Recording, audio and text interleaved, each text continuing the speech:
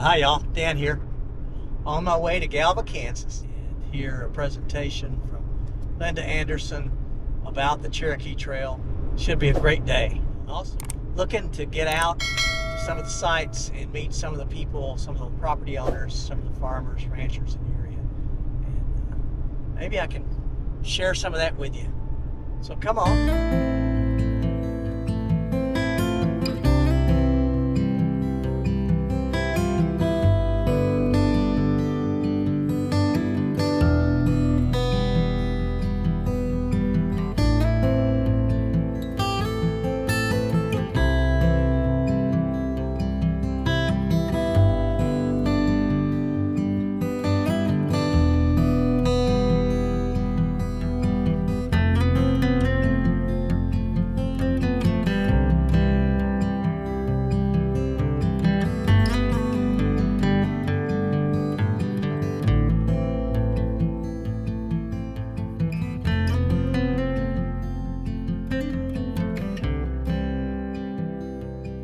Okay, I'm glad that you are all here today.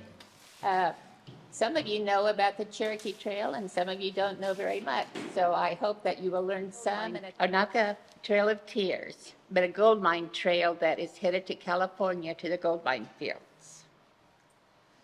I have lived in Galva my whole life and knew nothing about the Cherokee Trail until 2005 when Jack and Pat Fletcher talked at the Santa Fe Trail Symposium in McPherson.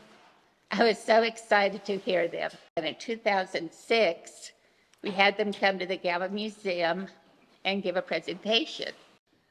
Just a little bit about the Cherokee. In 1821, Sequoyah had created their own written language. 1838, 2,000, including Sequoyah, were forced from their ancestral homelands. And in 1838 to 39 is a Trail of Tears, where 15 to 17,000 were forced to march the 800 miles to Oklahoma, and 4,000 or more of the Cherokee died. One of the first things you would see on the trail is where the Little House on the Prairie Museum is now. The Ingalls were actually illegal squatters on Osage Indian country.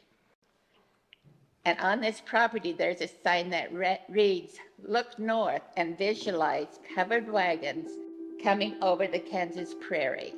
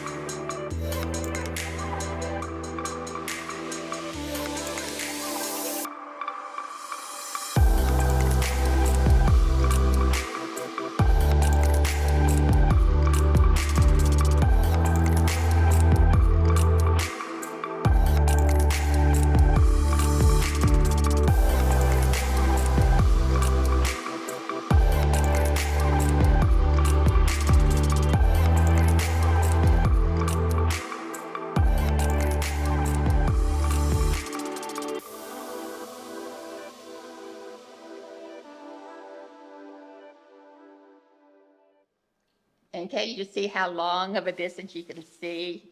The trail is actually about 1.5 miles west of this. This is Brian showing Dan how he douses for trails and ground disturbance, and he had been really useful to us.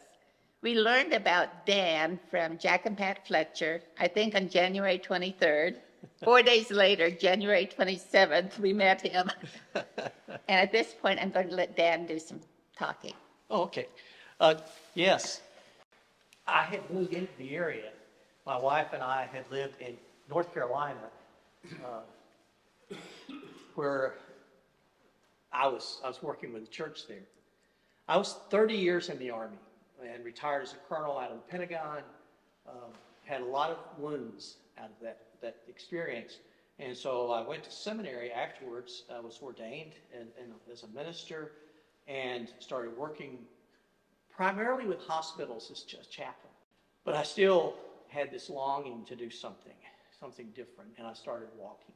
And I walked a lot. It was sort of like Forrest Gump. I started walking. And so I walked the Appalachian Trail.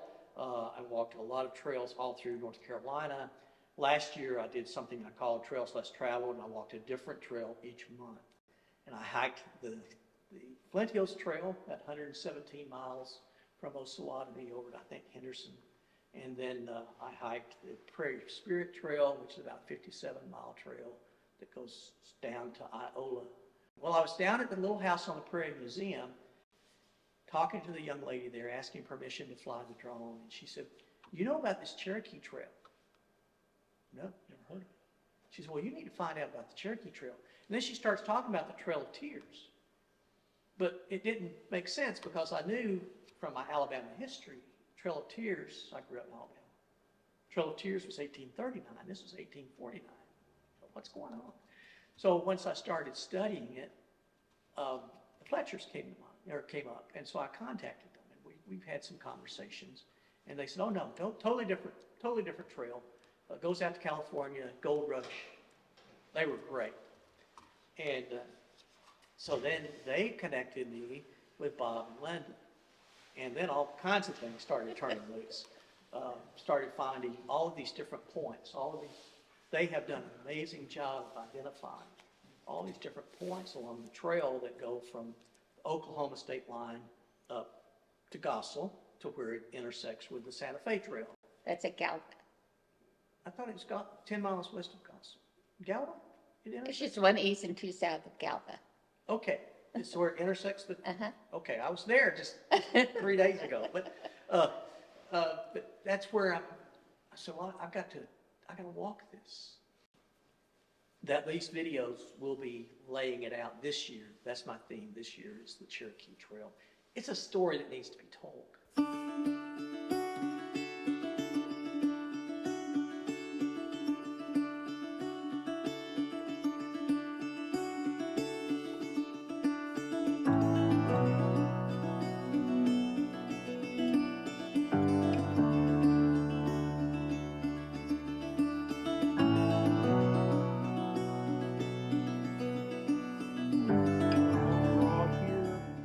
Bit of a high rise and then low draw on the other side. Yeah. Where the high land is, that's about where the Fuller's Ranch is, was determined by both surveyors' maps and by dowsing also. You had through this whole area, you had like 70 pairs of wagon tracks crossing the creek. Oh, no In big rainbow bands going across and toward the southwest. 70 pairs? I would say they just spread out at different places to cross the creek. They might have picked a different place to cross the creek. And so then they went that way? Well, both the Fuller's Ranch was between the north band and the south band tracks, and that's where they would stop as a road ranch, right? People would stop for Road food, ranch for food. for staying And you said this was the first? settlement in McPherson County. in McPherson County. Yeah, Okay. 1855. They had to go south because on the other side of McPherson was the lowlands and it was flooded, so they had to get past those. And that was their route to get around that wet spot. And this spot here is called the Junction? Or, Well, yeah. that would really be on the east side of the creek. Yeah. We'll go over there. oh, okay. But this is the monument That's for the it. monument. See, the town of Empire started here. Joseph Colby was a land agent. Okay. And he built a sod house on that corner where that farm is right there. That's his sod house. Okay. And convinced people to settle here. And they hoped to have a big town, growing, and it had 22 houses in sight and everything, and the railroad missed it. So it up and moved to Galva, the site Took of the a whole railroad town and camp. moved 2 miles to the railroad. That's a, But our cemetery is still out here. huh. Empire Cemetery. That's a common story in Kansas, is towns that were missed by the railroad that picked up and moved a mile or two to get to the railroad. There's several places in McPherson and Harvey County that did that. And the National Park Service designed this site for us. Oh. We do have the Cherokee Trail on it. They couldn't feature it because it's not a national trail, Okay. but they do have it right there. What we have, you're standing right on Cherokee Trail from about where your car is, about to the corner of the Kansas approximately. You've got 40 pairs of wagon tracks, that big of a span. Oh, wow. They join, see where the bulge of trees is out there? Yeah. They joins the Santa Fe Trail coming in from the northeast across this field. They picked up all kinds of metal artifacts in here, bolts, pistols, all kinds of things. It joins the Santa Fe Trail and then it crosses over the creek. There's also one other branch of the Santa Fe Trail coming in from just south of this road, and then it crosses over the road a little bit east of this farmyard to join the other branch Of the Santa Fe Trail. Santa Fe Trail. Yeah. So The Santa Fe Trail basically comes from the northeast, about where this bump of trees is. And then the Cherokee Trail intersects It joins it. And right, it right in this area? Yeah. Well, right in the trees. We'll show you where. You have the Cherokee Trail coming right here, and you have the Santa Fe Trail coming right on the other side of it. Sometimes pictures don't do justice to a valley or a hill or something Yes. like that. You got to be there to get the sense of it. But sure, it's a ridge. Yeah.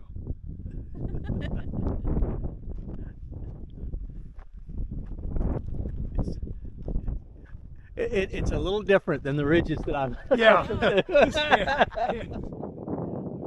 Whatever, too. Oh. This is. There's that crazy dog out there. Yeah.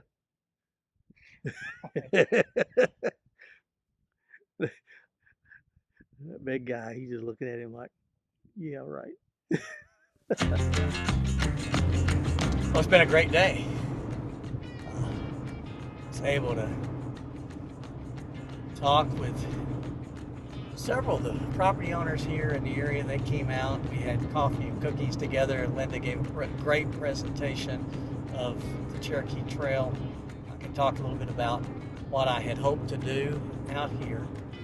Shared one of the videos from the channel and then answered a few questions. Not everyone thinks I'm crazy. Some do, I'm sure. But looking forward to now getting out on the trail. I think I've got all the pieces together, and looking at maybe April the 5th, starting from Oklahoma, coming up. By the time I do some of the road walk and everything, it may be around 160 miles to get to Galva, where the trail intersects the Santa Fe Trail and continues west toward Colorado. It was fun to see some of the buffalo out here, to talk with some of the people that at their properties, and everyone I met was very open and inviting and told me that I could hike on any of their fields and pastures. I'll be very respectful of that and not, again, practicing leave no trace. One place I'm really looking forward to camping. It'll be probably my last night camp on the trail, just on the edge of Galva, where the Cherokee Trail and the Santa Fe Trail meet. Well, until then, stay safe, stay healthy, stay on the path. God bless you.